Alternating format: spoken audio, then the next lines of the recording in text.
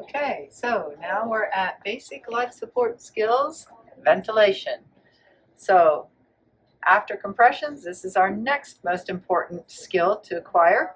I think many of you are being asked to acquire this. All the VAs are being asked to acquire this. Maybe if you're in a reception-only position, you are not being asked to, but if you're at AEC, you're probably going to be asked to anyhow.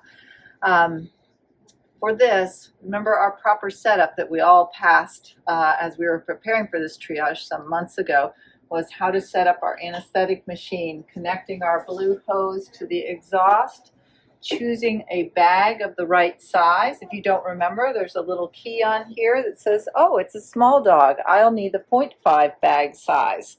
This liter size fits a 16 to 30 pound dog. So I've chosen the liter because I think that Resusci-Doggy weighs 29 pounds.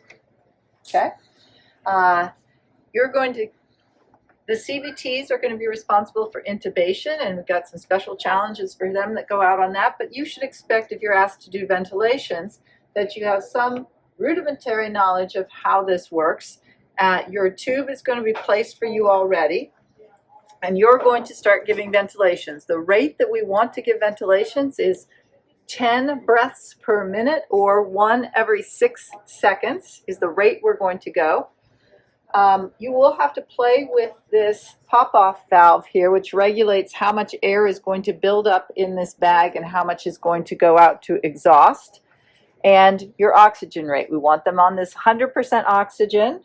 We want no anesthetic gas. If there was anesthetic gas in the machine, you need to flush all of it out. So we're going to loosen our pop-off, and we're going to get all of that flushed out of there, so we're not asking our patient to breathe in any anesthetic gases.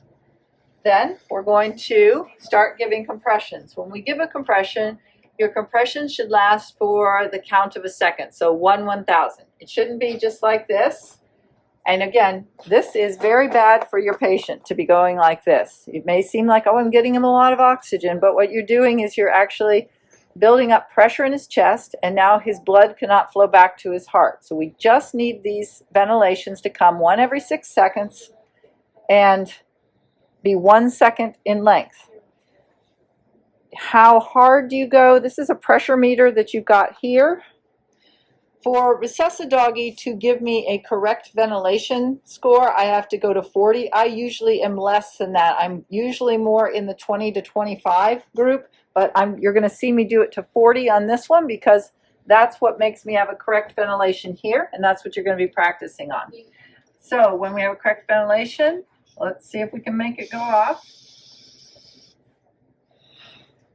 Did it go? Not yet. Got to change my pop-off a little bit. Okay. Boy, wait for it.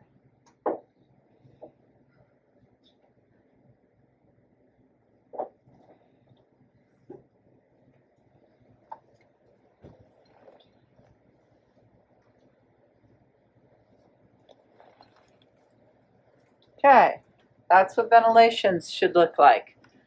And again, you'll have time to practice. You'll need to get with your lead and find a time to practice. We are going to use the anesthetic machine that is usually in the room, and I do have a long enough cord it can come out here to practice, but when we do that, then we don't have a machine in our room where we're receiving trauma patients. So I want you to practice your compressions and get those down, and your EKG, everything else, and then when you just have this to do, we can borrow the machine at a time that works for the rest of the hospital to practice how we ventilate.